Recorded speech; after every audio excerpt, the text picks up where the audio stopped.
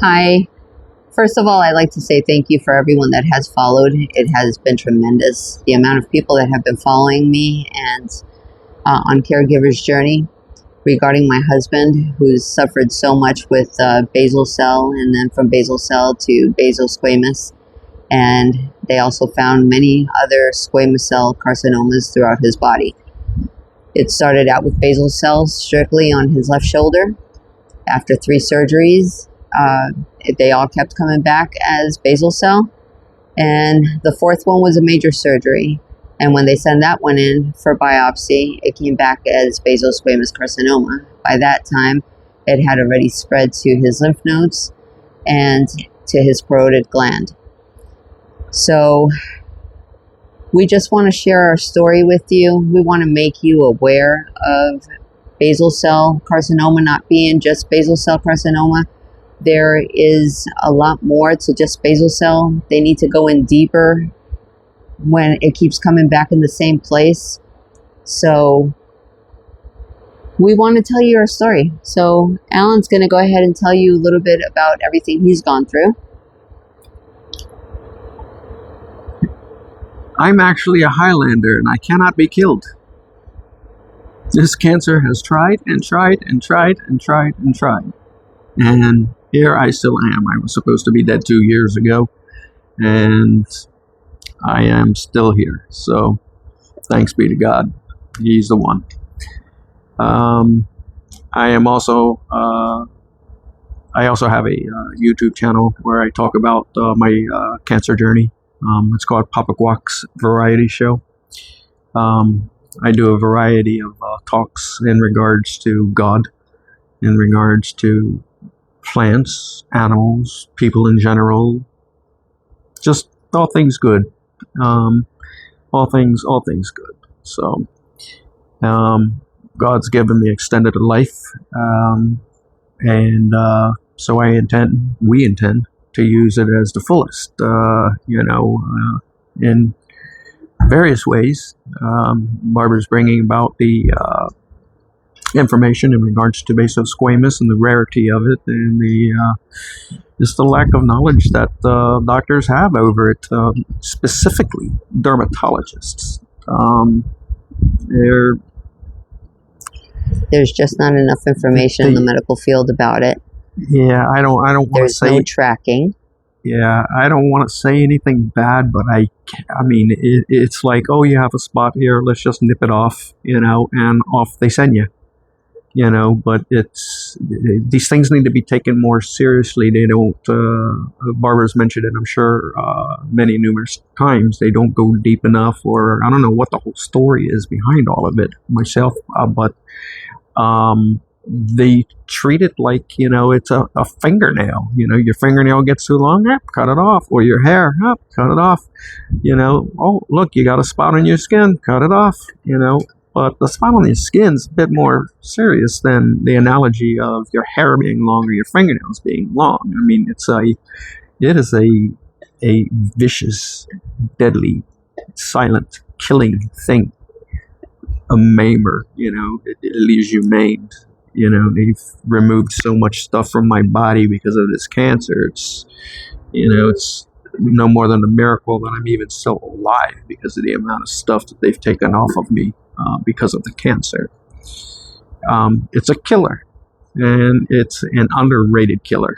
Because bigger ones like colon cancer and breast cancer, not that I'm minimizing those in any way, shape, or form, because I'm not. What I am saying is that all cancer should be created or should be treated equal. All cancer should be treated equal.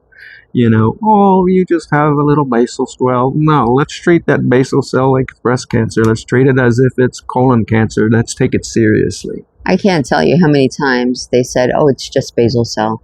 It's the least worrisome cancer. There's nothing really to worry about. And that's not true. Because after 3 different surgeries, on the 4th, when it became a major surgery, it was basosquamous carcinoma. And that one didn't just go to his parotid gland and his lymph nodes. It also went to his spine. It went to his brain. And now we're waiting for another MRI at the end of April because it looks like there's another tumor growing in there. It's very aggressive, extremely aggressive of the skin cancers. Probably it may be second, might even at this point in day and age be tied right there with melanoma. It is highly aggressive, but I think because of the rarity, it just doesn't get the attention that it deserves. So highly aggressive and highly metastatic. So, as Barbara had mentioned, it starts with my shoulder, then it moves to side of under my jawline here, and then to my spine, and then to my brain. I mean, that's a lot of traveling, and Lord only knows where else it could be. I hope that the immunotherapy that I went through for a time is keeping it under control, but I don't know. I have to have checkups regularly, and my body's still changing. I don't know if those changes are from side effects from the radiations and surgeries and immunotherapies or whatever, or what it is. But I don't know. It's nothing to mess around with. And skin cancer, although people think that it's just a small thing, Skin. Just skin. that it's just skin, that it shouldn't be treated, and it shouldn't even be thought of. You should look at it as the same scary and panic as you would if you heard that you had breast cancer, or if you had ovarian cancer, or if you had colon cancer, or if you had prostate cancer. I don't care what it is. Which Alan has had colon cancer stage 3. 3B, right? Yeah. And so right now Alan is speaking normal, but there's days where he stutters. Alan also lost vision from his right eye, and right now he is having difficulties with vision on his left eye, and that's from the brain tumor. So, and the side effects are endless. That gasping happens pretty often. He forgets to breathe, and then all of a sudden he'll gasp. He's also got what is it called again? The mouth. Radiation tongue. It's got another name to it, which I also posted on my TikTok. But that also comes from radiation, and he doesn't have dry mouth. It's his tongue, actually, that gets really, really bad. I don't produce enough saliva from the radiation as well.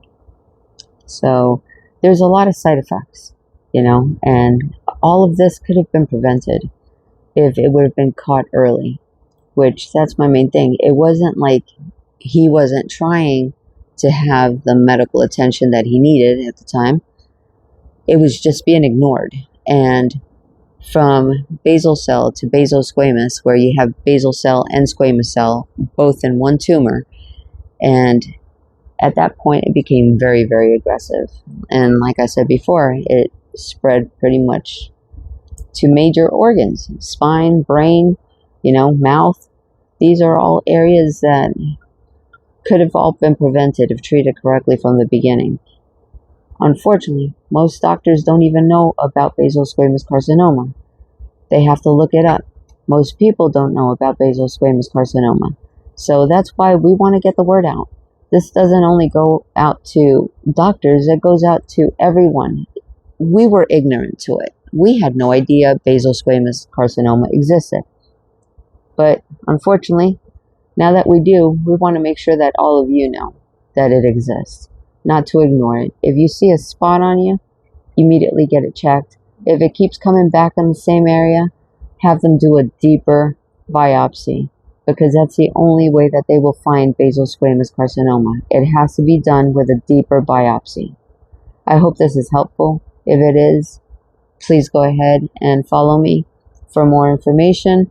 You can also follow Alan on his Papa Guac variety show on YouTube, and we'll be seeing you soon. Thank you.